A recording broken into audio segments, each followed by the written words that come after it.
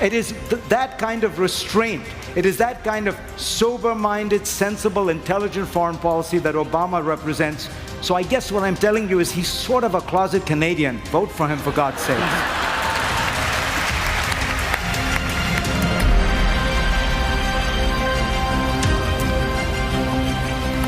Good evening, ladies and gentlemen. Good evening. Thank you for being here for the Munk Debate on Populism. My name is Rudyard Griffiths, and it's my privilege to have the opportunity to organize this debate series and to once again act as your moderator.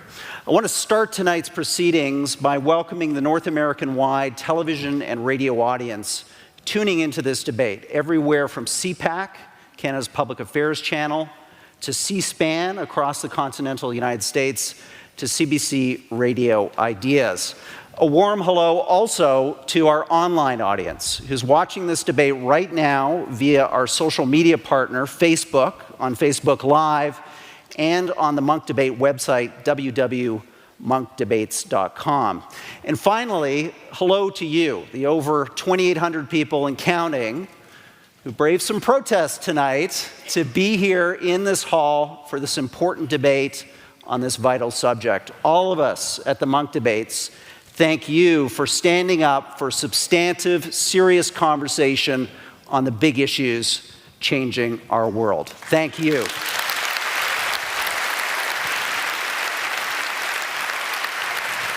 Bravo. And thank you also to the Aurea Foundation, who has the courage to support this series year in and year out for over a decade. Let's have a warm round of applause for the Munk family and the late and great Peter Munk. Woo!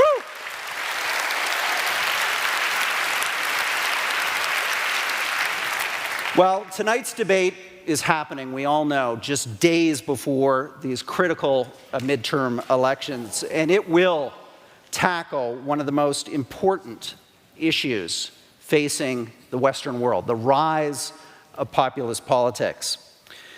We're going to ask tonight from these two debaters to answer some important questions. Is the West living through a populist sea change that will irrevocably transform our politics? And can these long-standing liberal values of trade, society, of politics, push back against this populist surge and reassert their primacy in the 21st century? Well, let's find out by getting this debate underway and getting our debaters out here center stage. Arguing in favor of tonight's resolution, be it resolved, the future of Western politics is populist, not liberal, is the former strategist to President Donald Trump and global populist campaigner Stephen K. Bannon.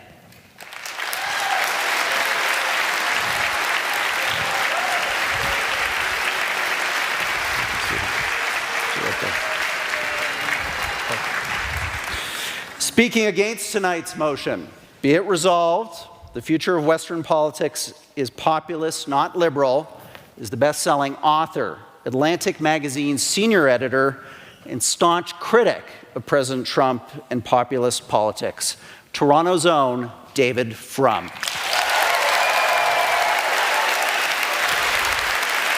Thank you, David.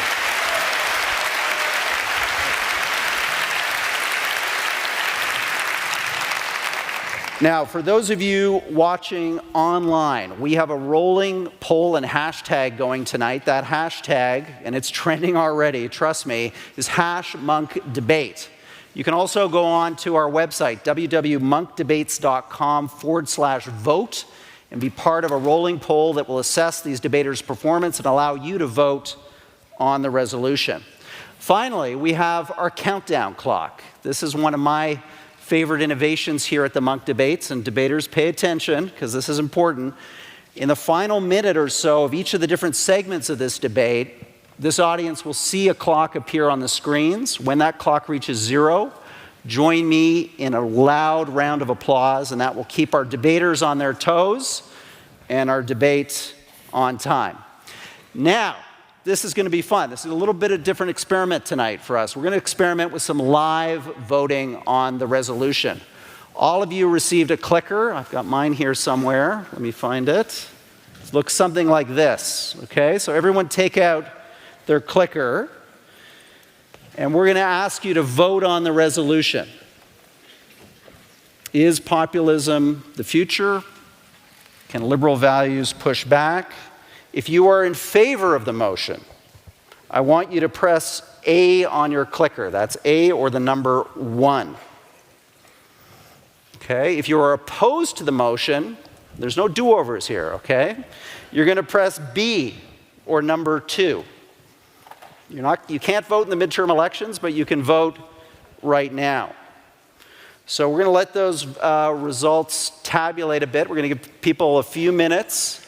I'm going to remind the online audience that they can go to our website, www.monkdebates.com/vote. We've got a question live there right now that lets you vote on the resolution and see how your fellow online watchers are going to gauge opinion at the start of this debate.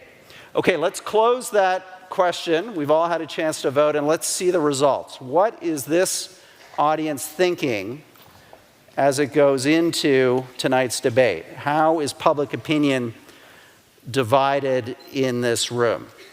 Can we see those results up on the screen? There you have it.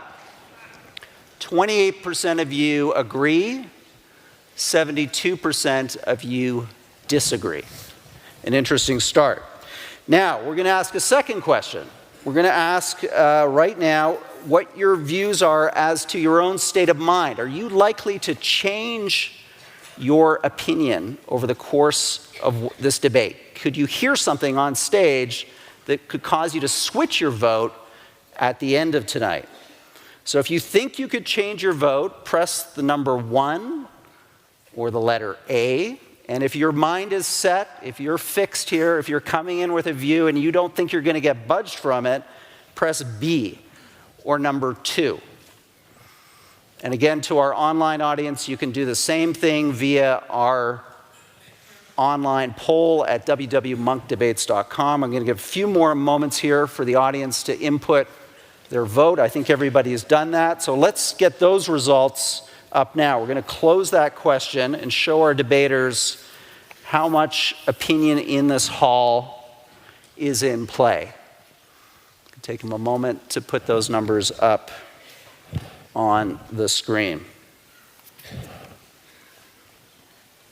Going to give it a couple more seconds. There we've got it. 57% of you. So a majority here potentially could change their vote. So this debate is very much in play. Let's get it underway. We're going to start with opening statements. 8 minutes each, a bit longer than usual, to give these two debaters time to articulate their views.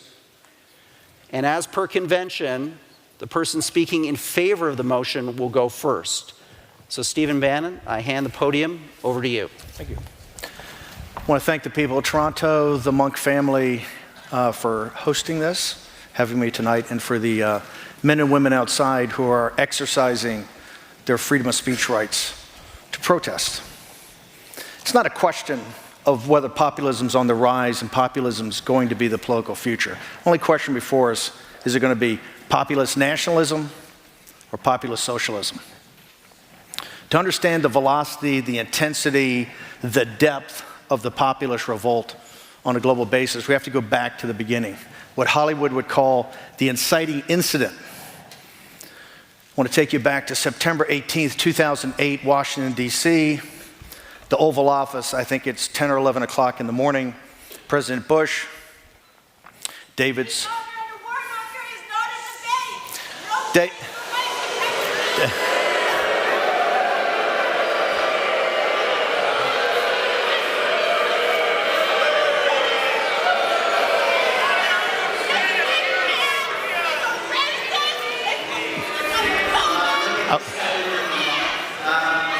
We respect your right to free speech, but we have, my correct audience, we have 2,800 people who want this debate to go on. So can I have a round of applause, please, for this debate to proceed? Thank you.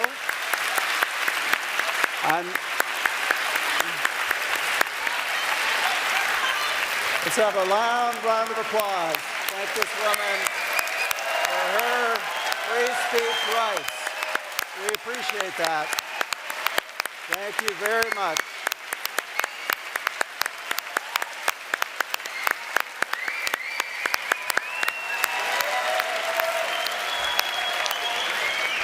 Okay, so if I have your attention on the stage, we're going to follow a policy tonight. This person has been cautioned.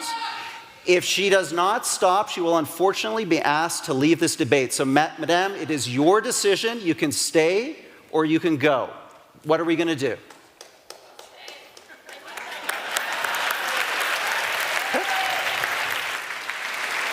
Okay, no, sorry. You're still engaging. Officers, we're going to move forward with our plan. If we can please remove the person from the hall.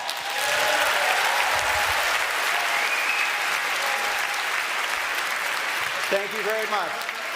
A big round of applause for the Toronto Police Services this evening. Fabulous job.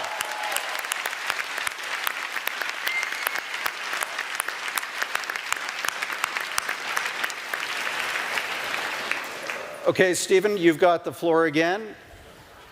Thank you. We're going to give you an extra minute on the clock. No. No? I'll play by the rules. We're in the Oval Office. Secretary or Head of the Federal Reserve Bernanke, Hank Paulson, Secretary of the Treasury, walk in, tell the President of the United States, by 5 o'clock this afternoon, by close of business, we need $1 trillion cash infusion into the American financial system. If we don't get it, the American financial system will implode in 72 hours, the world financial system 3 days after that, and we will have global anarchy and chaos. The greatest enemies of the United States, Mussolini, Hitler, Tojo, the Soviet Union, Al-Qaeda, Osama bin Laden. Nobody's ever brought the United States to its knees like that day. Who did that? Who's responsible for that? The populist? Donald Trump? No, the elites. The financial, the corporate, the permanent political class that runs Washington, D.C., that's who did it. What was their solution? To create money and bail themselves out. On the day that happened, the balance sheet of the Federal Reserve was $880 billion. When Donald Trump took the oath of office, January 20th, 2017, it was $4.5 trillion. We flooded the zone with liquidity, just like the Bank of Tokyo, the Bank of England, the European Central Bank. The party at Davos, the elites, bailed themselves out, afraid of some sort of deflationary death spiral. That's not a free bailout. There's a corollary to that. Savings accounts are zero. Pension funds have the biggest gap in history. You can't underwrite a bond in the United States because you only get, for a public school or waterworks, you get 2%. The little guy would bear the burden of that. If you've owned assets, intellectual property, stocks, real estate, hedge fund, name it, in the last 10 years, you had the greatest run in history. For everybody else, a disaster. 50% of American families can't put $400 of cash on their hands on cash, right?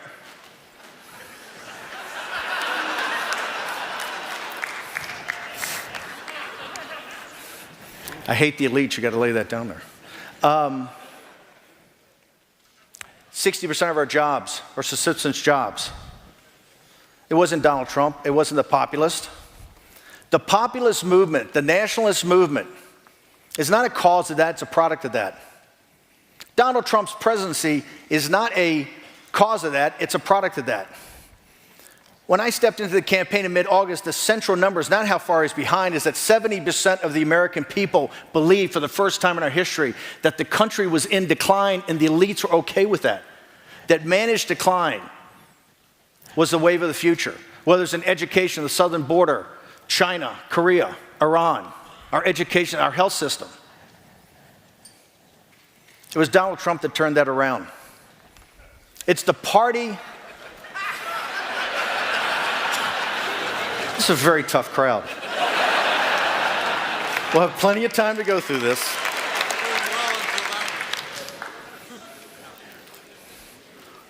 party at Davos, the scientific, managerial, engineering, financial, cultural elite that run the world,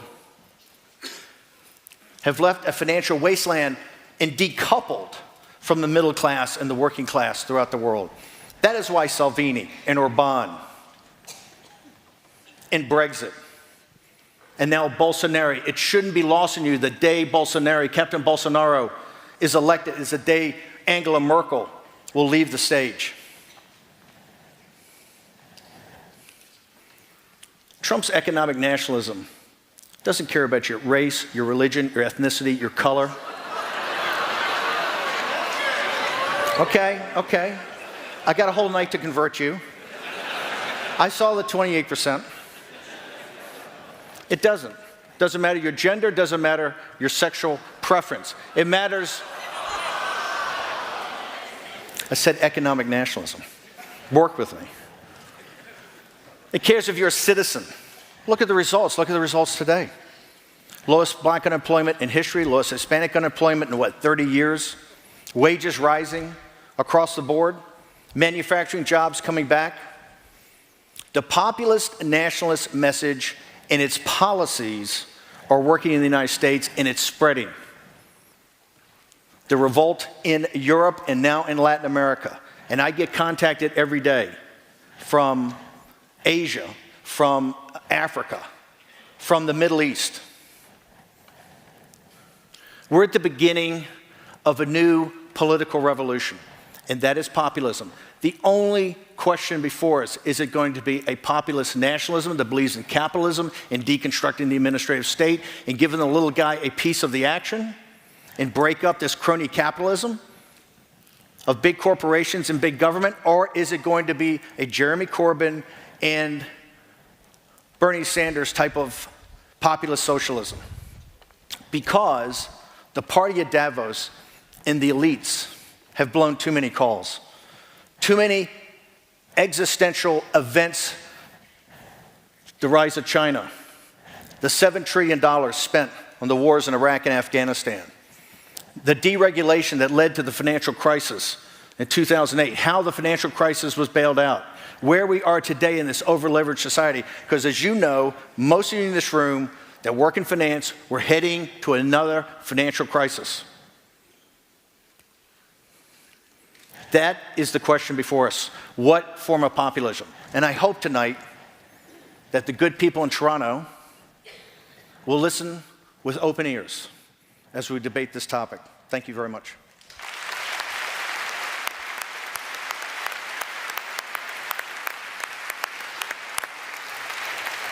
Thank you, Stephen. David, we're going to put 8 minutes on the clock for you for your opening statement. You now have the stage.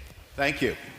Well, I think we're all here to welcome Steve Bannon to President Trump's least favorite country.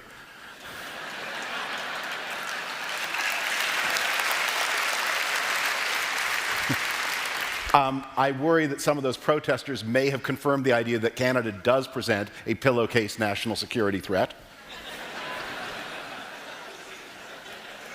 But I'd like to begin tonight by taking the protesters' question very seriously. And to answer this question, why are we here? What are we hoping to achieve tonight? We're not here to mount an entertainment or to do a show. We are here to engage in the most important, the most dangerous challenge that liberal democratic institutions have faced since the end of communism. Steve Bannon is a figure from history, a very important person. He advised the President of the United States at a time when that future president was on his way to losing, and Steve Bannon helped to turn the campaign around. He has been an advisor to parties all across Europe, many of which hold power, as in Italy. He has been an advisor to the new president of Brazil. His Breitbart.com became an urgent force in American politics, transforming the way conservatism used to be into a new kind of political movement. And all of that is his work. So what do I hope to accomplish tonight by being here with him and engaging with him? First, I want to do three things. First, I want to speak to those who are genuinely undecided. There may not be so many, but you are important. And you may be wondering, does the kind of politics that Steve Bannon is speaking for and that President Trump articulates, does that politics offer me anything? Should I listen to it? And I'm here tonight to tell you, it offers you nothing. It does not care about you. It does not respect you. Steve Bannon has said, he said it to Michael Lewis in an interview in February, it is anger and fear that drives people to the polls. Anger and fear is what is offered, but nothing substantial. Second, in addition to those who are undecided, I want to speak to those of you who see President Trump's politics for what it is and who resist it. I know how worried you are.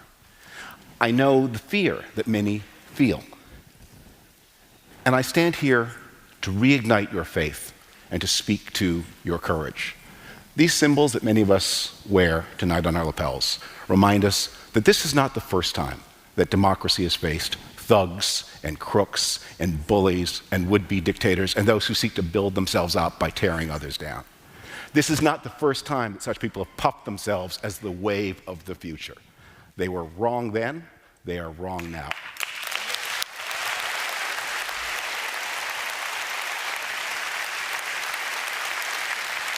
We are here to show that we are what our parents and our grandparents were, and the challenges and threats they met and overcame, we can do the same.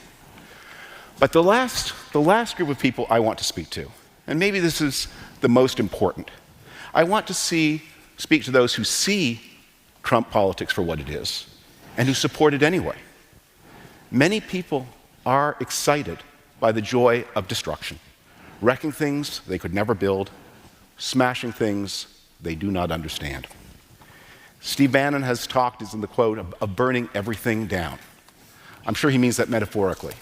But we are nearing the 80th anniversary of Kristallnacht, and there are people who understand burning non-metaphorically. And I'm here tonight to speak to all of them and to say, you will lose. You will lose. You have been winning. It has been 5 good years for those people, but you will lose.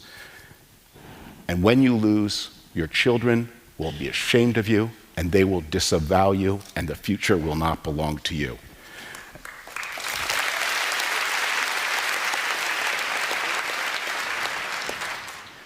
And it starts tonight. Now, we have a definitional problem as we begin this debate, because we're using words that have large meanings, liberal, populist. We're not exactly sure how to use them. And it's strange, and many people have made the point, it's strange for me, a lifelong conservative, to be here on the liberal side of this debate. And I'm not a liberal. I am a conservative, but what I and other conservatives in the English-speaking world have historically sought to conserve is a liberal heritage. And this is something that conservatives and liberals share. We are trying to conserve a state that does not steal, a media that does not lie, courts that respect the rights of all, and voting that is available to everybody, even if the people who are counting the votes are afraid that those who are voting may vote against them.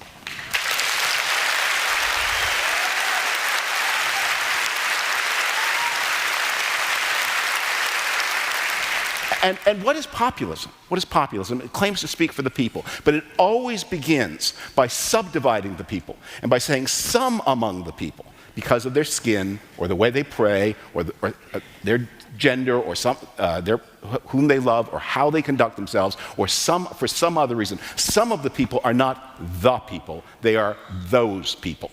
Populism begins by dividing the country between those people and us people and saying those people do not matter and our people do. And it is only on that basis, and you see President Trump doing this again and again, where he will say things like, I got 52% of the vote of women. Well, that's not true. He got 52% of the vote of white women, but the others don't matter.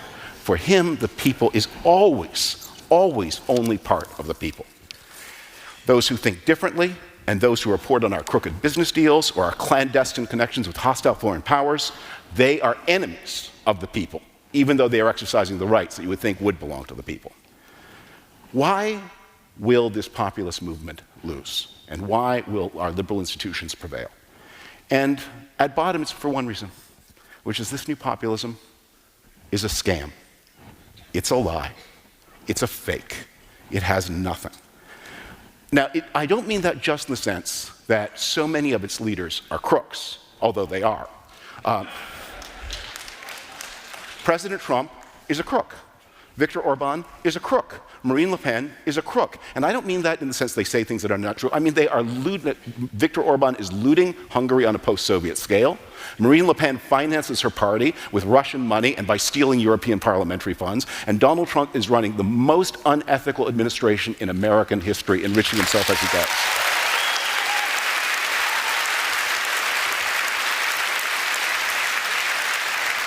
But I mean it in another way. Because it is a scam even on its own terms. What do they deliver? Donald Trump is running the American economy the way he ran his family businesses. He inherited a fortune, has proceeded to dissipate it, and is telling everybody what a great job he's been doing. President Trump today took credit that in the month of October, 250,000 jobs were created in the United States.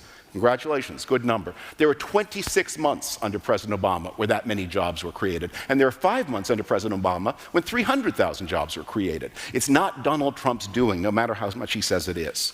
But here's what is his doing. The biggest trade deficit with China since before the Great Recession. And illegal immigration that is running faster than it ran in the 2 years before he took office. There's going to be a lot more to talk about tonight. But I want to just ensure all of you, liberal democracy is stronger than it looks. Since 1945, it has built the most decent,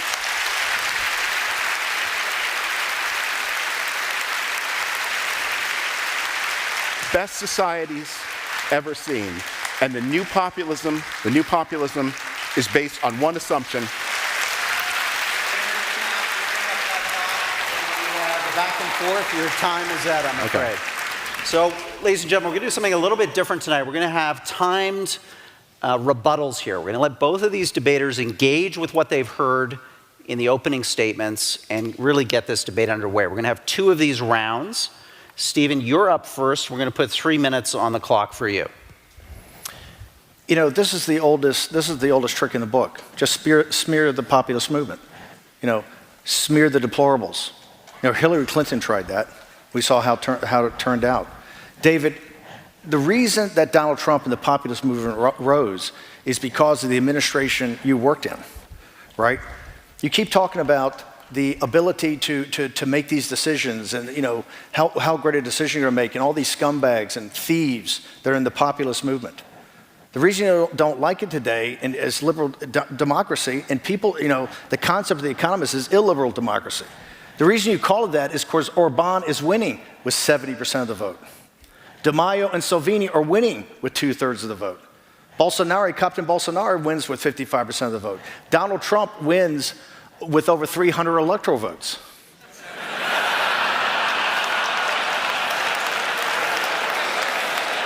Tough.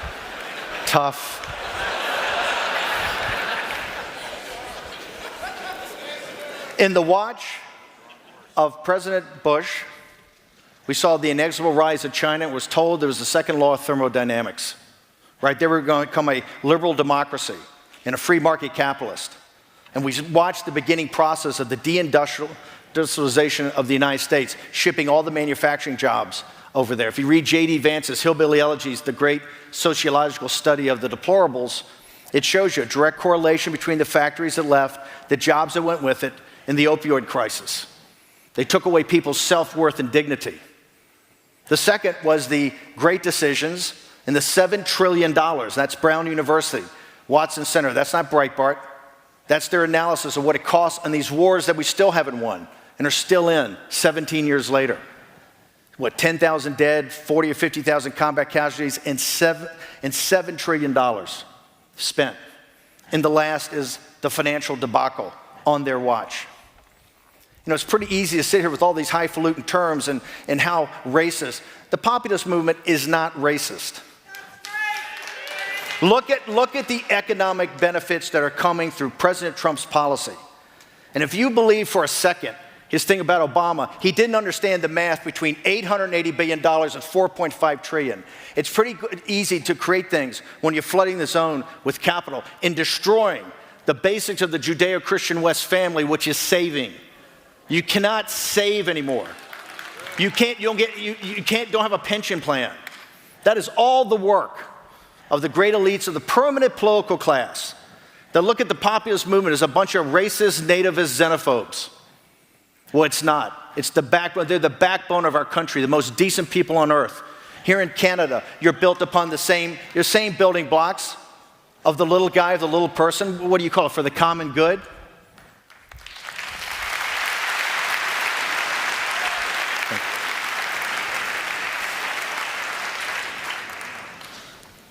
I did work for President Bush, and I served him on one of the darkest days in American history, 9/11. I was in the White House that day, and I saw what the American spirit could be. Steve Bannon voted for President Bush twice. I believe that's correct. And we have one other thing in common, which is, he will maybe not remember this, but this is actually the second time he and I have met. The first time was I made an appearance in one of his films.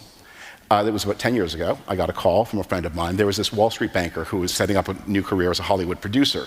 Would I be interviewed for one of his movies? And we talked about these very themes. And at the end of it, Steve Bannon kindly sent me back to work in one of his limos. So I am very surprised to see my old producer friend now emerging as this fiery tribune of populism.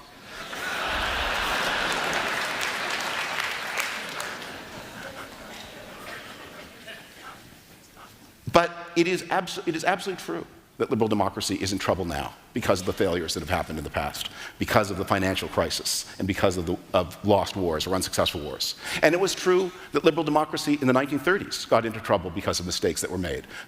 There would have been no fascism had the 1920s led to permanent success. The failures of a good system are not a reason to turn to an evil one.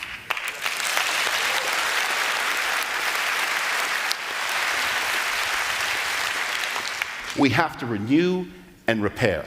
When Steve Bannon and I talked, one of the things we had in common, and this is one of the things I really credit him for, is in a world of Republicans who said that everything was fine, Steve Bannon was one of the first people to see that things were not fine.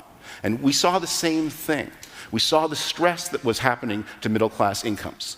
We saw the tensions that were arising as wealth became more extremely unequal in the United States. And I think one of the reasons it's interesting to reconnect after this time is because we had very different responses to that. The populist movement sees those fissures and sees them as opportunities to exploit, to destroy, and to overthrow. And I see them as flaws that demand reform, constructive repair, and renewal. What you're being asked to vote on tonight is not, was everything handled well in the Bush years? What period in history was everything handled well? The question is, what are you going to do about it? How are you going to respond? What kind of world do you want to build? The choice is between destruction and renewal, between freedom and non-freedom. And the choice is between a society that respects everybody, all the people, and a politics that defines the people against the people, always excludes someone else out, and that makes the basis of the nation the suppression of much of the nation.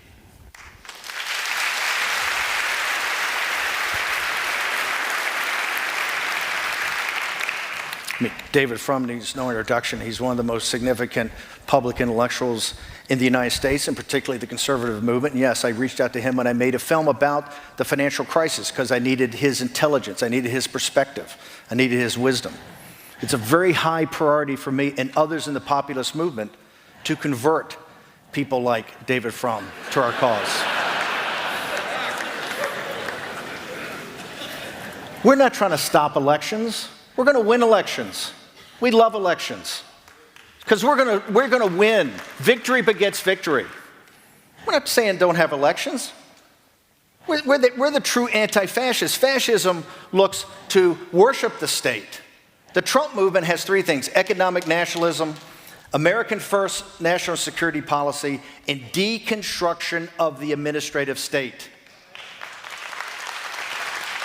The progressives over the last 40 or 50 years have built up an administrative state bigger than the cabinet departments we have. It's something the founders never, it's a fourth branch of government. Trump's entire program, it's why Gorsuch and Kavanaugh are in the Supreme Court. The Chevron exemption, they're all about deconstructing. It's not deregulation, it's taking the Leviathan apart brick by brick, which David Frum has argued for 30 years of his professional life. Economic nationalism is putting your country first when it comes to the economy, and to not have the maximization of shareholder value, but have the maximization of citizenship value. If the Trump program and the populists are so bad, David, how do we get the new NAFTA deal? And the key to the NAFTA deal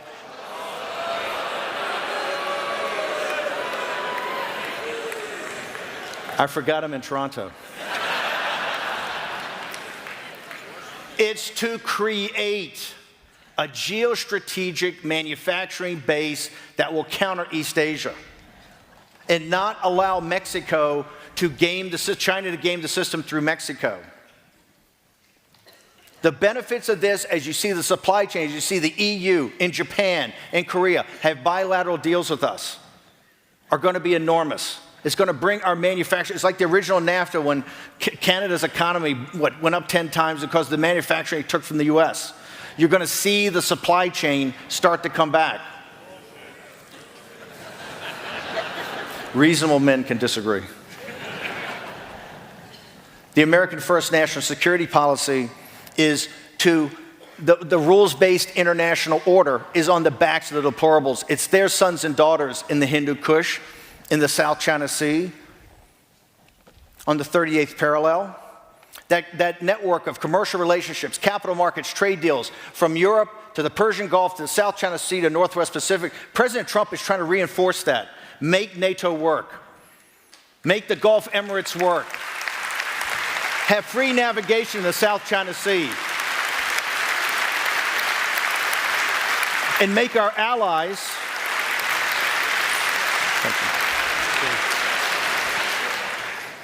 David, that's exactly what we're going to do. I'm not going to muck this up by over-moderating, so I'm going to put another 3 minutes on the clock. Let's do another round and see where this goes. How did we get the new NAFTA? I'm going to tell you a story. This is a true story, ominously enough, about how President Trump found his most important trade advisor. When he, to his surprise, won the election of 2016, he decided trade with China was going to be an issue. So as one does, he asked his son-in-law to find him one. Jared Kushner, as one does, went to the Amazon website and typed the words China and trade into the browser. And he pulled up a video called Death by China, made by a man named Peter Navarro. It was a very exciting video, lots of flames. Peter Navarro does have a PhD in economics, but no peer-reviewed article. I think he was teaching, I don't know where he was teaching. And he's now the chief trade advisor to the United States. And maybe it fits, because when President Trump was making notes on his approach to trade, as Bob Woodward reports, he wrote as a prompt in one of his speeches, "Trade is bad." So how did we get the new NAFTA? A lot of responsible people surrounded Donald Trump and tried to encourage him to do as little damage as possible to the most important trading zone on earth. And the good news is that although the president crashed into the podium and knocked the cell phone to the floor, the screen is not too badly damaged. And NAFTA is waiting there to be repaired and brought into the modern age when there are people with good faith who can do things like negotiate the digital economy, none of which got done. No constructive work got done. All that was happened was that NAFTA was prevented from being destroyed. You know, one of the questions we talk about here tonight is nationalism and globalism. Globalism, it's supposed to be a bad word. You know, North American lungs breathe Chinese pollution. Russian missiles shoot down Malaysian airliners with European citizens aboard. The only way we're going to stop this planet from getting too hot for our species to live on is if we all work together. It's one planet.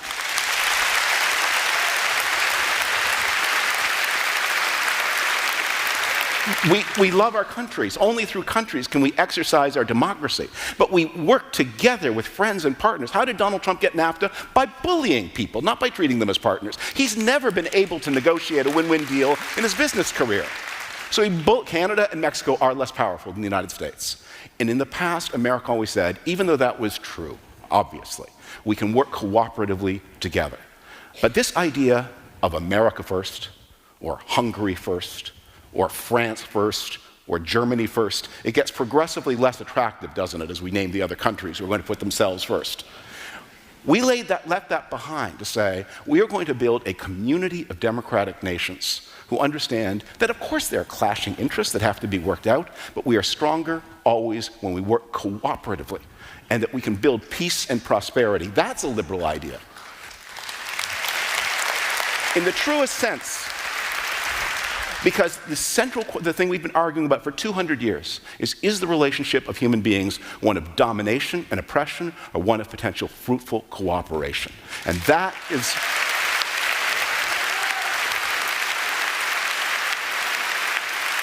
that's the question on the ballot tonight.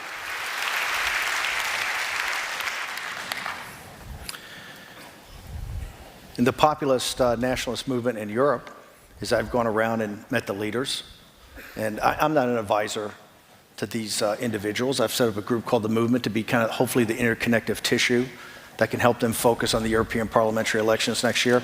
Not one leader, haven't heard one, say they want to destroy the European Union. What they talk about is the sovereignty of their country.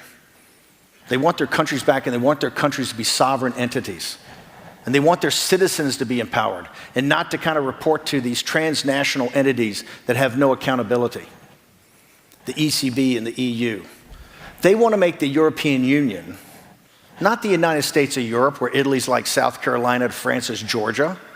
They want to make it a collection of sovereign individual states that work together.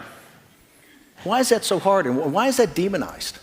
Why is the nation state that's been with us, since the Treaty of Westphalia, is the central building block of our world? Why is all of a sudden the nation state so scorned? Why is the term nationalism so scorned and demonized? What people want is subsidiarity. They want as much control as they can have as citizens. And that's through the nation state. Donald Trump gave that back to the American people. I know you may mock and ridicule it, but the economic turnaround didn't come from Obama, and everybody in the United States knows that.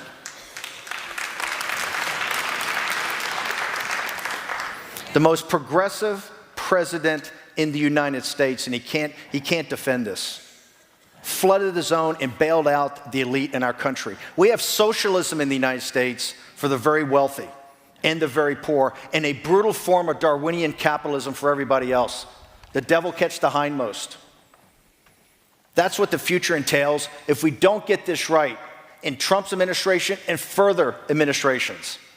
If we don't bring out the benefits of capitalism, if we allow the millennials are nothing but 18th century Russian serfs right now. They're better fed, they're better clothed, they're in better shape, they have more access to more information. They don't own anything, and they're not going to own anything. Because of what Obama did, they're 20% behind today where their parents were. And they live in a gig economy. They can't afford a house. There's no pension plans. There's no careers. That, by the way, is the biggest potential for our populist movement, is the millennials. Because they're going to see the logic of what we are talking about. Once again, and David, we are not saying we shouldn't have elections. We're not saying, you just don't like it now because the establishment Republicans can't win any elections. What you serve up in all your brilliance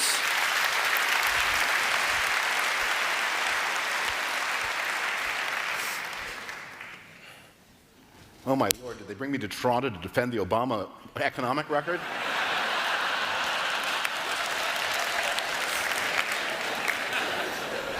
This is a weird argument to be having at the end of the worst month in financial markets since the financial crisis of 2009. The financial markets are telling you the Trump economy is careening to disaster. Steve Bannon cares a lot about manufacturing jobs. Since the bottom of the recession, I looked all these things up, I don't carry this up around in my head. Since the bottom of the recession, the United States economy has created 1.2 million manufacturing jobs. 2/3 of those jobs were created while Barack Obama was president, 1/3 since Donald Trump has taken the presidency. The Trump economy is the continuation of the Obama economy, but with more tariffs, more inflation, and higher interest rates. And as Steve Bannon himself very astutely said, with a giant financial crisis heading our way, but it's not created by Ben Bernanke, it's created by the actions of this presidency. Populism always ends in economic disaster because populist economics is not interested in results and it's not interested in the future. It is an attempt to exploit emotions to gain power. President Trump on the campaign trail has keeps accusing the Democrats of wanting to turn the United States into Venezuela. But his policies really are inspired by Juan Perón's Argentina. High tariffs, massive borrowing. The United States is going to run $1 trillion economy, $1 trillion deficit in the coming fiscal year, a bigger deficit than George H.W. Bush ran to win the first Gulf War, and a bigger deficit than George W. Bush ran to fight the second Gulf War. And all of this is coming to a head, and the financial markets are telling us this. You know, it is a funny thing to talk about millennials here, because I don't know there are very many here, unfortunately. A few, some of mine.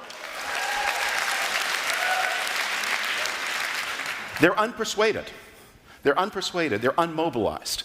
Because like all people, millennials, like all human beings, like every group, every one of us, they can feel when they are respected, and they know who has their interests at heart. And they are going to demonstrate on Tuesday who they feel is not protecting them.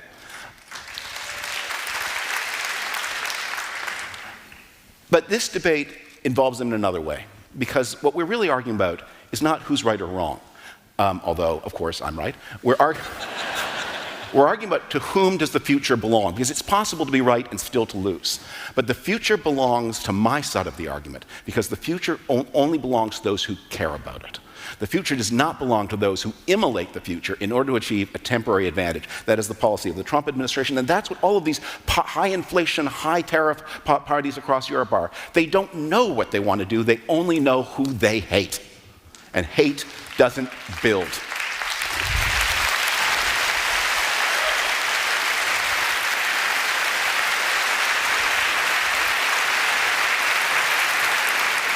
This is just too good. So I'm going to put another 3 minutes on the clock for you, Steve. You're not getting off too easy tonight. Another 3 minutes. Come back on David on those points.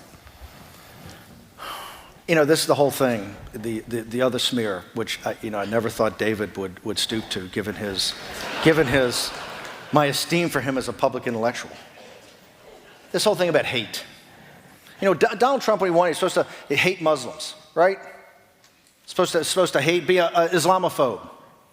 Where's the first place Donald Trump went? Read the book. Hang on. Hang on. Hang on. Hang on. Hang on. Hang on.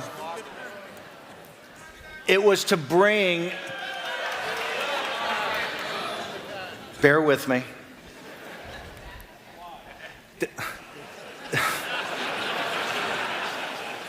The Islamic world had reached out to us. There has been limited engagement during the Obama administration. Obama administration was engaged with Iran. So the first summit in Riyadh was set up to talk about and discuss three things that they brought up. Number one, how do you eradicate Islamic terrorism from the face of the earth by cutting off the financing? Number two, how does the Arab world come together as one with Israel to stop the expansion of Iran? And number three, the Islamic world says, we know we have to go through some sort of form of modernity. Can you assist us in some way? We have to do this ourselves, right? Three aspects that they asked for, even before we won the election, when Trump met with them at the UN. So how does Trump get to be called a hater? He went over there and said, hey, here's the system of how we stop the financing of radical Islamic terrorism, because it's blowing back on your societies today in Western Europe and the United States. And look at the improvement we've made in just 2 years. Look at the eradication of the physical caliphate of ISIS that was done in conjunction.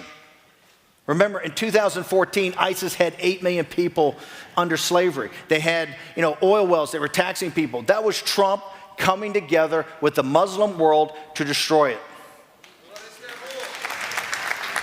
In addition, it was the beginning of an alliance, a beginning of a partnership, as imperfect as it is in that part of the world, with the Arab world, in Israel, and the United States, and the nations ultimately of Europe, to stop the expeditionary expansion of Hezbollah in Iran. And the third was to assist the Arab world in any way, understanding they have to do it just like Christianity had to do it, to go through its own enlightenment. And yet Trump is smeared every day as an Islamophobe and a hater. He's anything but, and it's his actions. Look, it's the signal in the noise. Listen to the signal. He puts it out every day through actions. The noise, I understand, is a flashbang grenade, okay?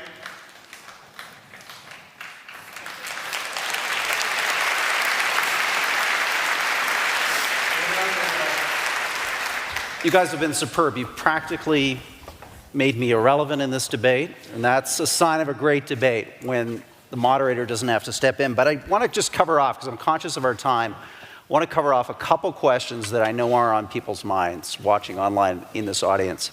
And David, I'm going to start with you in the midterms. Tuesday, critical test of this presidency. He seems to have campaigned out of a populist playbook. Hard message on immigration. Some would say shocking message on immigration. Hard message on China and on trade. And a demonization of the media and so-called elites. Why isn't that a powerful proof point for your opponent here tonight, the effectiveness of those populist memes seem to have with the American voter as opposed to your liberal idealism? Well, we will see how powerful they are.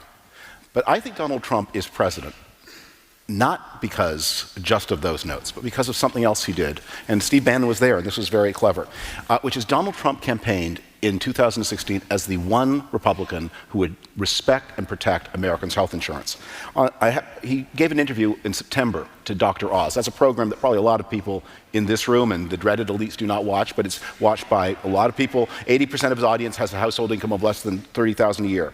And Donald Trump said on the program, we're going to come up with plans, healthcare plans, that will be so good and so much less expensive, both for the country and for the people, and so much better. Lack of detail, but you hear the commitment. So what did he do? Nothing. Nothing. Healthcare under Donald Trump is clearly, especially for the Dr. Oz audience, worse. His administration is right now in court trying to make it possible for insurance companies to deny coverage to people who are already ill. And the Democrats are talking about health insurance. Republicans should have had an answer to this question. One of the dreaded elites, whom I quite like, Mitt Romney, he did.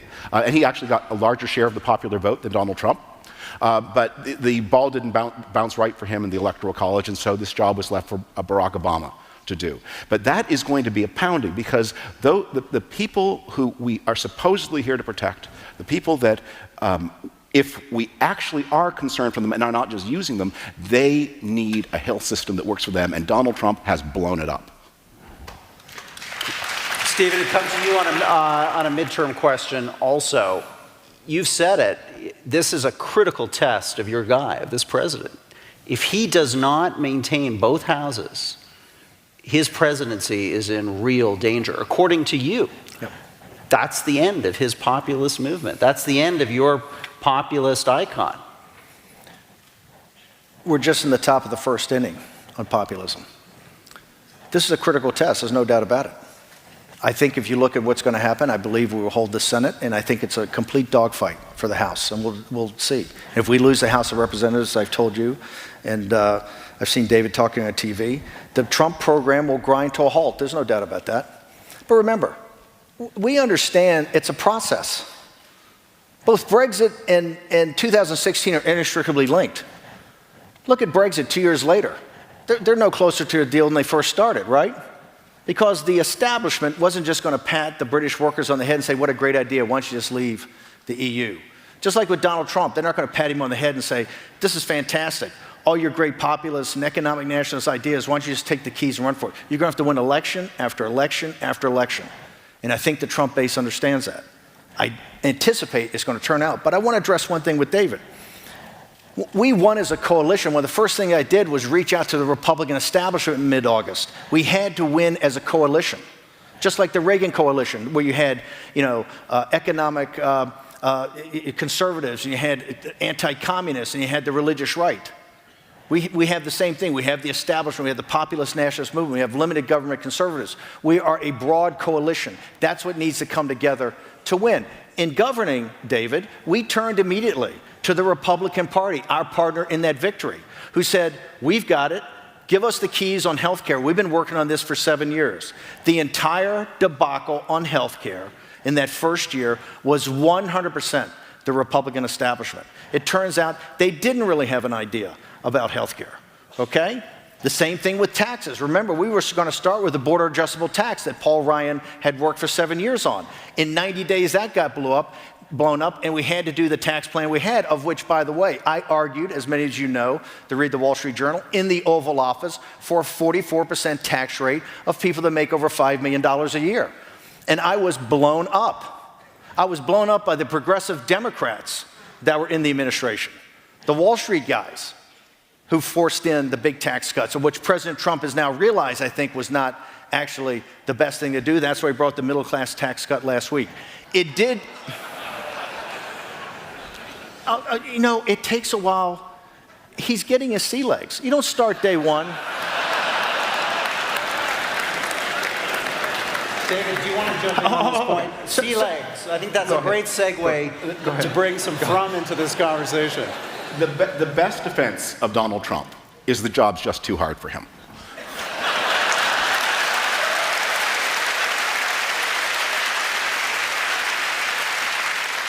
He's not the best defense is he looks cruel and unfeeling and bigoted and hateful, but really the problem is he's just never run a large enterprise before, and he certainly never paid his debts before. So how could he do it? The buck must stop anywhere else. Donald Trump did all these things. He signed all these things. It is an amazing fact about the presidency that you do have to deal with other people, and you do have to make compromises, and you do have to build coalitions. And if you can't do that, then you're not very good at the job of being president. Fair enough. The economy is not only growing at 3.5%, some say maybe 4%. I realize we owe President Obama all that, 3.5%. Trump is taking liquidity out of the market. He's taking $360 billion in quantitative tightening. He's not opening up the spigots to liquidity. And what he's doing in national security, he is the one that's trying to rejuvenate NATO. He is the one that's sitting there and go, hey, you cannot, listen, the British can put up 1 combat division, the French 2 combat divisions, all the rest of NATO a combat division. The United States can't bear the entire burden. We have a $1 trillion defense bill. I know it says $780 billion. It's $1 trillion, okay? It's $1 trillion. We can't afford to continue to do that. It's not that we don't want to be engaged in the world, and we will be engaged in the world. But what Trump is saying, from Europe to the Persian Gulf, South China Sea, Northwest Europe, it's trade deals, commercial relationships, capital markets, and an American security guarantee. That has to change. We have to have partners like we have allies in Canada, in Israel, in UAE. Everybody else has to step up and be an ally. We're not looking for protectorates. That's what Trump's saying.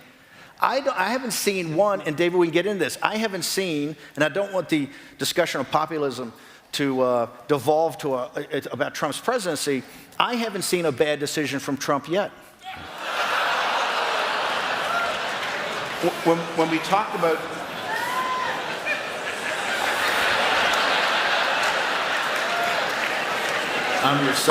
when we talk about Trump and NATO, this is where I really feel for the poignancy of Steve Bannon's position tonight. Steve Bannon wore the uniform of the United States. I believe your daughter wears it now.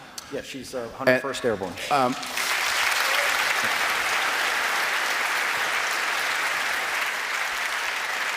And Steve Bannon described the Trump family's meeting in Trump Tower with agents of the Russian state as borderline treason.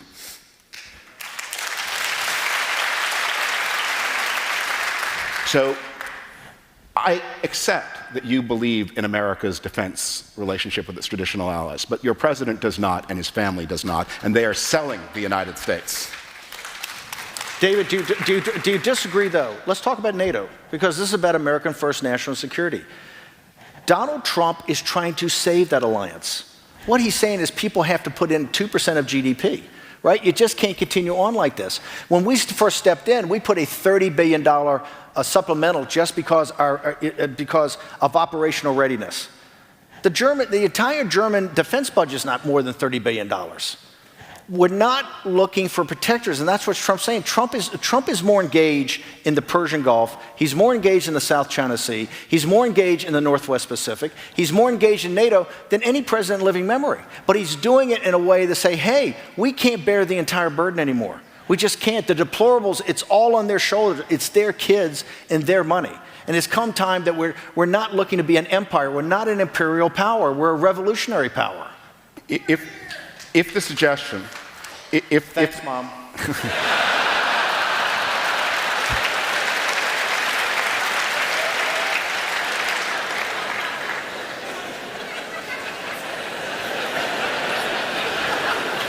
if the suggestion is, as you've made a couple of times, that it's the deplorables, meaning Trump supporters, who are doing the fighting for the United States, this is an example of one of the real ills of populism, because may I remind you that that force is 1/3 made up of non-white people who certainly did not vote for Donald Trump. And they get forgotten and omitted from the story. We have to be able, as we see the country, as we see the United States, to see it as it is. You're only a patriot if you love your country as it is, not as you imagine it might have been in the past, and not if you begin to chop off groups of people you think do not belong there. Donald Trump on NATO. Donald Trump on NATO has made it clear through the campaign that if it's up to him, NATO countries are not being defended. Estonia, he told Maggie Haberman and David Sanger of the New York Times in an interview at the time of the Republican convention, not going to defend it if it's up to him. Estonia is a NATO partner. But overhanging all of this, I don't think you can talk about the Trump foreign policy. And any of these, by the way, these parties that you advise through Europe, they all have some sinister, murky connection to Russian power. The National Front, funded by them. Your Italian friends have, and as I said, I do not put this on you. I know you wore the uniform. But I don't know how you, having worn the uniform, can sit with these people who have these sinister connections and know that there is someone else who does not have the interests of your country, my adopted country, at heart, and he is calling the tune for all of these populist parties.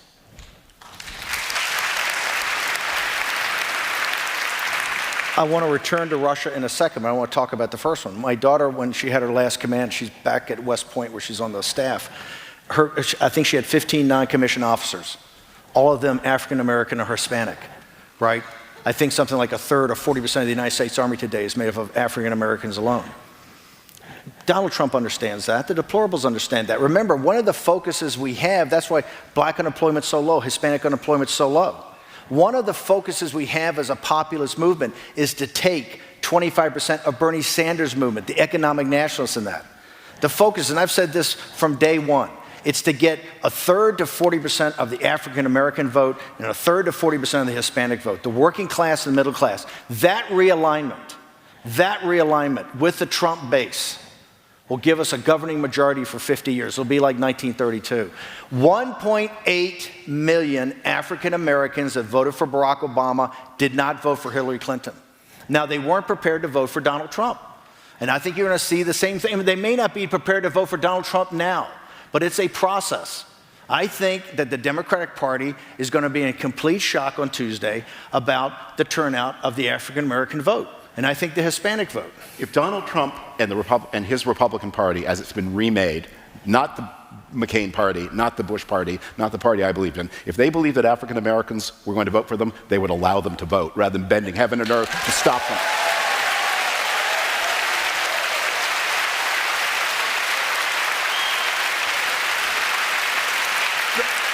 The outcome of the race in Georgia depends on whether black people are allowed to vote. Is the 15th Amendment, and so many promises since then have said they should be allowed to. And the candidate there is doing everything he can to stop them. This is what happened in 2016. It's true. Black voter turnout dropped off dramatically between Barack Obama and Hillary Clinton. Well, you might say that kind of makes sense. But something else was weird about that election, which is Hillary Clinton got fewer black people, or a smaller percentage of black people turned out to vote for Hillary Clinton than turned out to vote for John Kerry in 2004. Now, that's hard to explain unless you remember that between 2010 and 2016, a lot was done to make it much more difficult for those ethnic minorities in the United States to vote. And that is not happening by accident. It's a plan. And you cannot say that and this is why I keep returning to the theme, that populism is not a politics of some of the people. It is a politics of some of the people defining others of the people as not being of the people at all. And many of the people, including its free media institutions, are enemies to be sent pipe bombs to through the mail by supporters of Donald Trump. And that's a question we've got to address tonight, Stephen, which is the incredible hate that has seemed to have surfaced during these midterm elections. You know, You are the avowed architect of the Muslim travel ban in the United States. You participated in that. You are someone who the travel ban that was upheld by the Supreme Court of the United States. That travel ban? That travel ban. Okay, thank you. You are someone who's participated in rallies where your Democratic opponents are called evil, un-American. Are you really going to say to this audience tonight that all of that vitriol, all that hot populist rhetoric is not responsible for the spike that we've seen, and the numbers are real, in terms of political violence and, even worse, white supremacist terror? You look, by the way, did Hillary Clinton not 2 weeks ago or 3 weeks ago? We're getting off topic here. This is a debate about Hillary Clinton. This is the topic. The topic Can is you answer the nobody. question, Hang on. Nobody focus on. Can you answer the question? It's simple. No. Answer the question. There is no correlation between. Okay, There's no correlation. None. Explain. No, there's just no correlation between the rhetoric of our movement and what has gone on. The first individual was obviously mentally ill, right, for many, many decades. He had done this back in the 1990s. And the horrible tragedy in Pittsburgh with the massacre, thought Trump was too close to the Jewish people because he had moved our embassy to Jerusalem. He thought Trump was too pro the Jewish people in the United States. He thought he was too anti-BDS. This guy was a hardcore anti-Semite, okay? And someone hated the Jewish people. How can you lay that on Donald Trump? The rhetoric on the left is just as bad. The opposition party media will not report it. Please spare me, spare me, spare me. I just made a film called Trump at War. The first 5 minutes is a prologue. What I took is Don Lemon. I respect Don Lemon. I took Don Lemon's greatest hits when he looks into the camera and says, it's not Donald Trump's a racist, it's you're a racist, you're a xenophobe, you're a racist, the backers of Donald Trump. And I cut it with the footage of Antifa beating these people up. If you wear a red ball cap. And somebody said, where'd you get this footage? It's almost X-rated. I said, hey, this is shot by the cable networks. It's shot by people, it's just never played. It's always Trump's supporters that are the racists. It's always Trump's supporters that are the cause of all this. They never talk about Antifa. They never talk about the intimidation. Look at what happened to Ted Cruz. Look what happened to Mitch McConnell. Do not sit here and tell me that the left and the Democratic Party and the instigators like Hillary Clinton and Holder. Holder said when they go low, kick them. That's never mentioned. The violence that's brought up by the Democratic left is far worse than is brought up by our movement.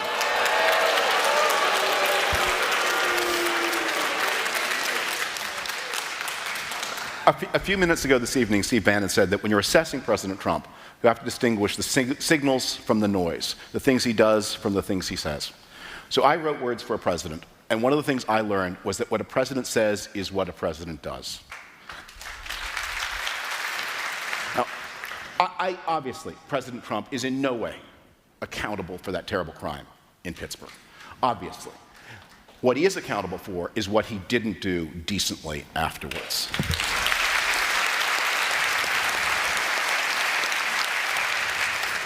That he could not find words. He could not find something in himself. Now, that's a personal failing. That maybe doesn't have political consequences. But the pipe bombs, that's a different story. Because that person was someone who was previously completely unpolitical, became political in 2016, became obsessed with Donald Trump, and every one of the people who got a pipe bomb was a named target of President Trump's. Now, if somebody had listened to Eric Holder and had decided to take him literally rather than metaphorically, as he obviously intended to do, and somebody had gone on a kicking rampage and kicked somebody to death, and it turned out he had Eric Holder posters all over his room, I bet we'd see a pretty contrite Eric Holder today. But that didn't happen. What did happen, though, was the pipe bombs went to President Trump's, the people he had named, and President Trump said, I blame the people who got the pipe bombs. David. You just said that President Trump made them targets. President Trump never made them targets. Maybe in speeches over this time, he singled those people out, but he's never sat there and said they're targets. You can't equate the two. What? There are 330 million people in the United States. And most of them, of course, like all people everywhere, are wonderful, but some are disturbed. And disturbed people like the unconscious mind always seeks to be taken seriously, to express itself in terms that are intelligible. And presidents do set tone and give permission. Now, most of us will never behave wrongly, no matter who the president is. And that's why American society is not dissolving as we speak. Because if people acted like the president, the place would be Gotham City. But there are people who are at the cusp and who are asking themselves, are my behaviors normal? I mean, we have seen, and this is one of the reasons that Breitbart was so powerful, unfortunately, I think not for good. I mean, you can see the radicalization that has happened even within sort of the so-called legitimate conservative media, how much more radical Fox News is, how much more credence it gives to crazy conspiracy theories, and how much more, by the way, while of course no one wants violence, how much more airtime it gives to subliminal anti-Semitic messaging. I think, anti-Semitic, subliminal anti-Semitic. I think every Jew who hears the way George Soros is talked about knows the text beneath the text. When George...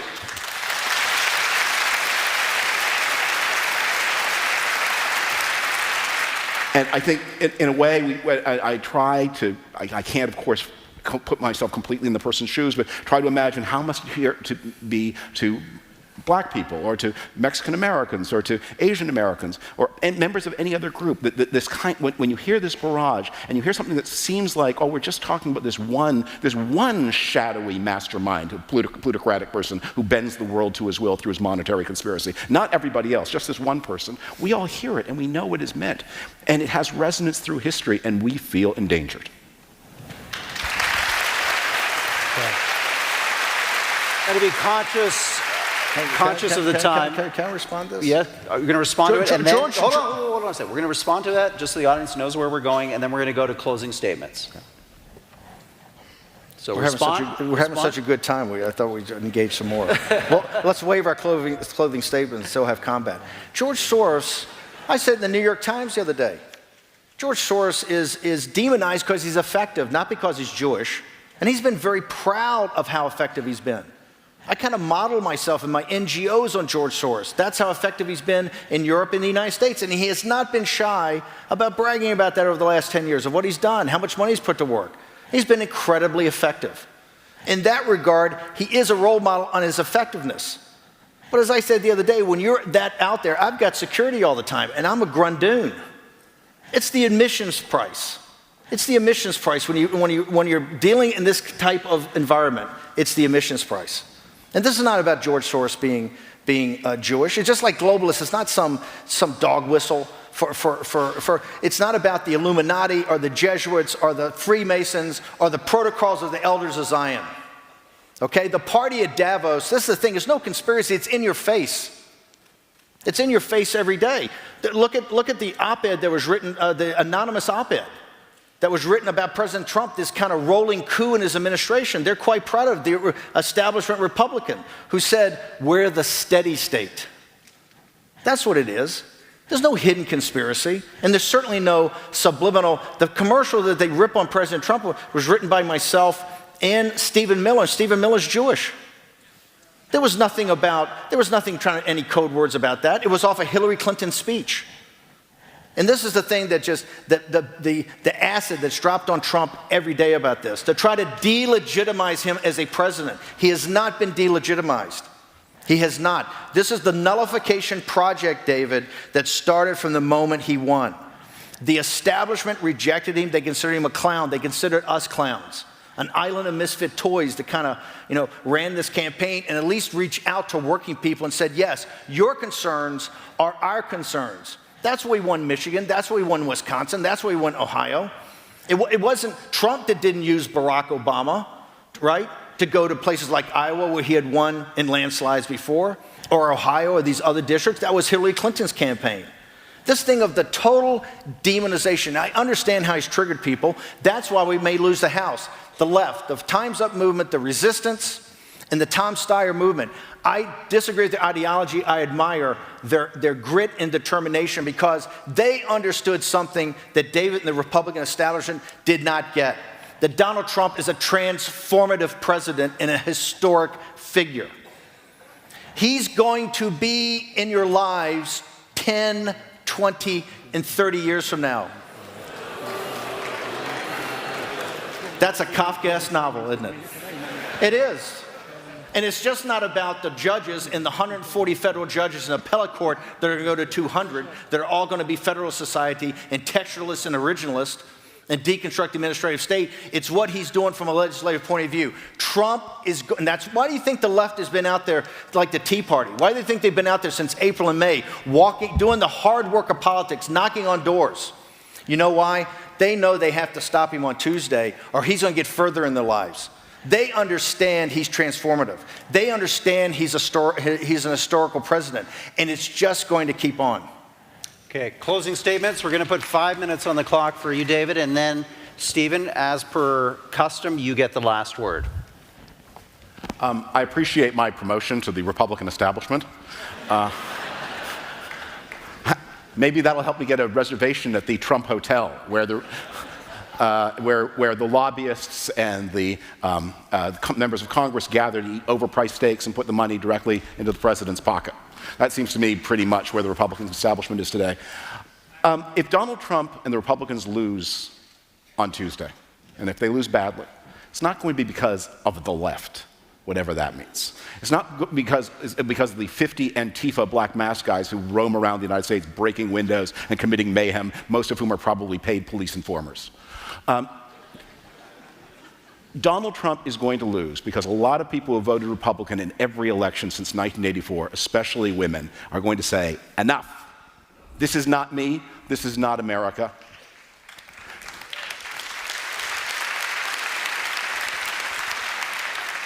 And across Europe, one of the things that needs to be borne in mind through all of these so-called populist parties across Europe, none of them are quite ever able to get an actual majority of the vote. They get stuck at about 1/3.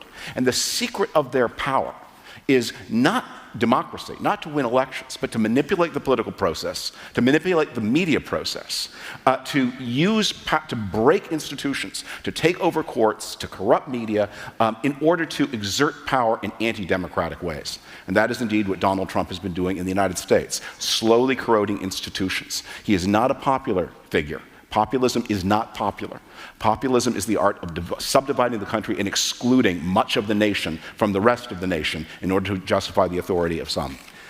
We're here tonight to talk about where the future is going. And we're here, I'm going to ask you for a little bit of an act of faith, not just to wear these, but to think about what they mean, the sacrifice that earned them. We wear these to remember people who shouldered arms at a time when things seemed a lot more hopeless than they do now, a lot more frightening than they do now. 1940, 1939, things seemed worse, and the people we were up against seemed more dangerous, and the forces of good seemed more divided. But they prevailed, and so will we. Liberal democracy is stronger than it looks because human kindness and decency are stronger than they look. The cruel always think the kind are weak. But they're going to discover that loyalty and patriotism, these are tremendous resources, and they are going to begin to be felt more and more. It's been 5 years of a losing hand for those who believe in the things that I do and that I hope that many of you do. Whatever our party identification, whatever you call yourself, if you believe in free trade, if you believe in a free society, if you believe in an executive that's accountable to the legislature, if you believe in honest government, if you believe that the head of government shouldn't steal and do business on the side and shouldn't be beholden to Vladimir Putin, if you believe those things, it's been 5 tough years. But at another dark moment, another great American president, Franklin Roosevelt, said, history has recorded who fired the first shot, but in the end, all that will matter is who fires the last shot. And on this one, the future belongs to the people who cherish the future. Not to the people who are despoiling it, not to the people who are indifferent, not to the people who are out for advantage, not to the people who know what they are against and can only tell you how to wreck, but to the people who actually have answers to the challenges that we as democratic societies face. The challenge of dealing with concentrated wealth, the challenge of making sure that the economies grow faster, environmental challenges, the challenges of effectively and fairly governing a multi-ethnic society, the challenges of building ways that men and women can live together on terms of respect and equality.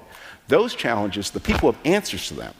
The answers will always beat the non-answers. Something positive will always beat something dark. That is something, anyway, that I believe and that I ask you to believe.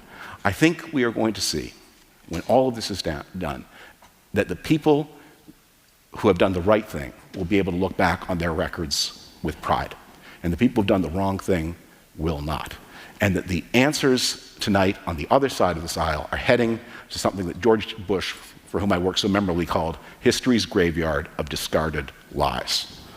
I ask you to vote against the resolution, but above all, for your faith in yourselves, in what you've built, in a better world, in a world based on mutual respect, not on the domination of some by others.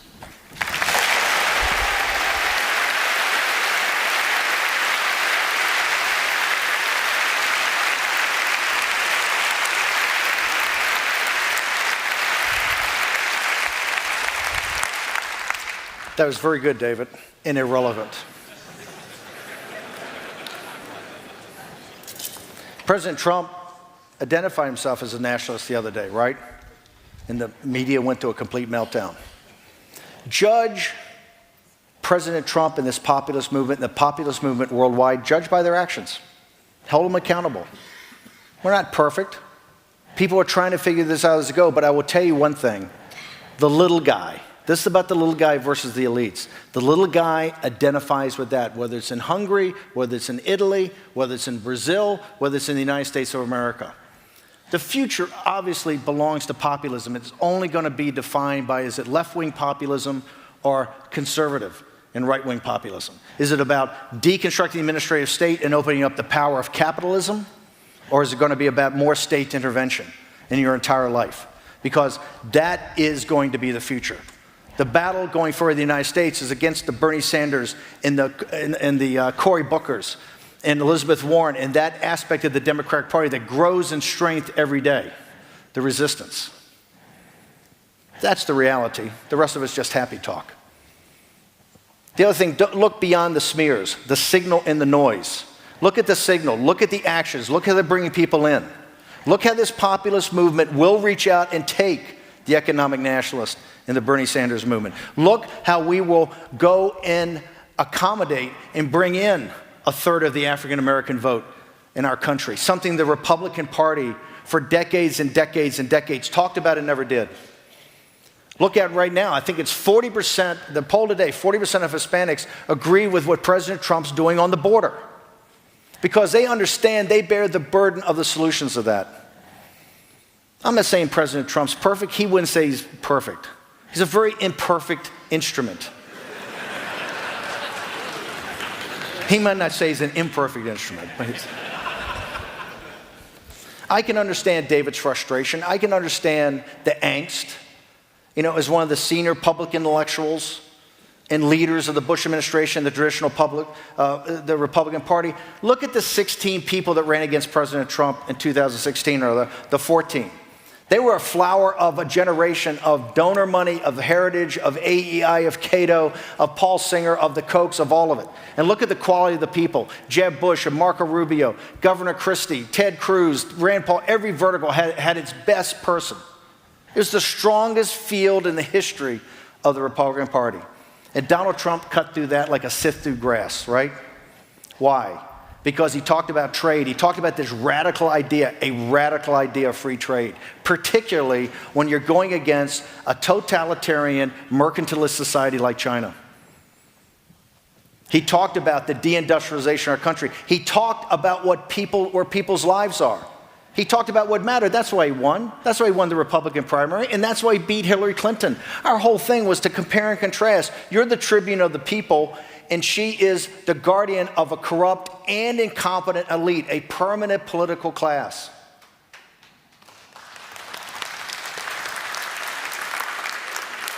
Somehow I see I'm not quite connecting.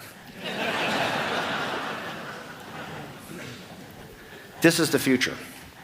And it's not, and I realize David tonight tried to demonize this. It's not racist, it's not nativist, it's not xenophobic. The deplorables are the finest people. We're in the fourth turning of American history. We had the Revolution, the Civil War, Great Depression, World War II. And now the fourth turning. Every 80 to 100 years this happens because in generational history, it's the movie David was in with me. It's about how you're raised.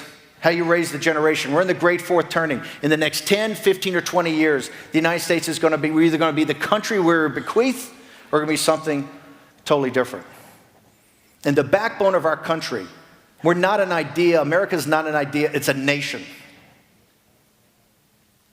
We have the greatest land and the greatest resources. We have divinely inspired Constitution and Declaration of Independence. But that's not our strength. Our strength is the deplorables, just like in Canada. It's the little guy. It's upon their shoulders everything rests. And they're the backbone of the populist movement. They're not racist, they're not nativists, they're not xenophobes. They're citizens of the greatest country in mankind's history. And they, not Donald Trump, not Stephen K. Bannon, not Mike Pence, they are going to lead us through this great turmoil is to come. Thank you very much for having us tonight.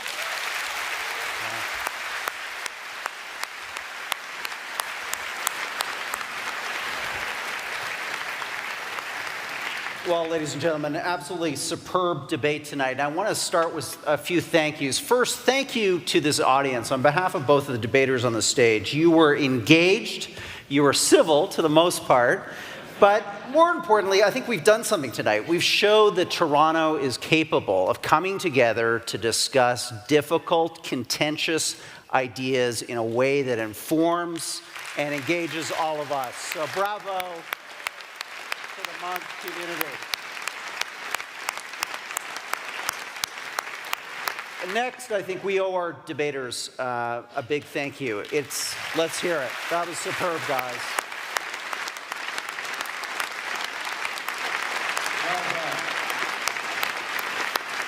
Opinions may or may not have been changed, but both of you talked across the moral and intellectual and ideological divides in our society, and that's something that just does not happen enough, and it's a credit to this series that we were able to facilitate that tonight.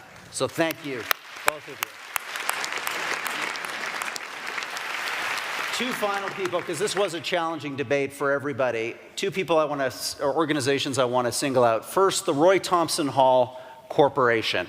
This was not easy for this organization to pull over. They gave us this hall. They stood up for free speech. They made this debate happen. Bravo.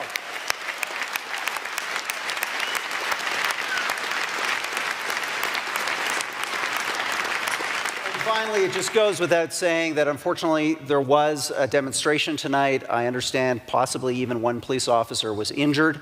So I think on behalf of all of us, we just thank the Toronto Police Services for everything that they've done this evening. Superb job, guys. Absolutely superb. Okay, we are now going to get to the point of tonight where we get to vote on this resolution for a second time and figure out how opinion has changed in this room as a result of the last hour and 40 minutes of captivating debate. So I'm going to open the question now, and we're going to allow you to use your clickers again. We're going to do the same thing we did last time. If you're in favor of the motion, be it resolved, the future of Western politics is populist, not liberal, press A or 1. If you're opposed to the motion, if you're against it, press 2 or B.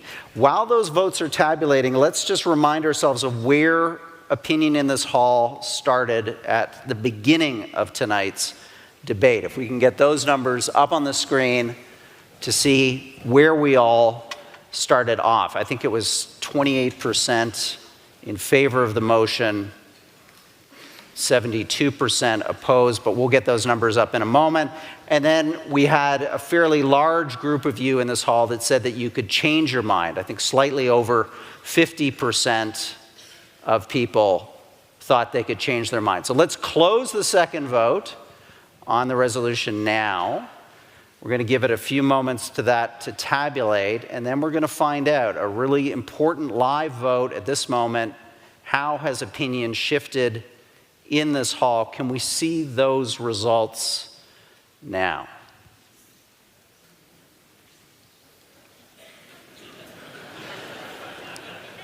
I'm sure somebody is having. There we are. 57% yes. 43% no. A pretty decisive result. Congratulations. Shake each other's hands for a superb debate. Fantastic. Such an honor to be up here with you. Okay, ladies and gentlemen, that's it for tonight. Thank you to the Monk family, the Aurea Foundation. We will do this all again in the spring. Have a safe evening on your way out.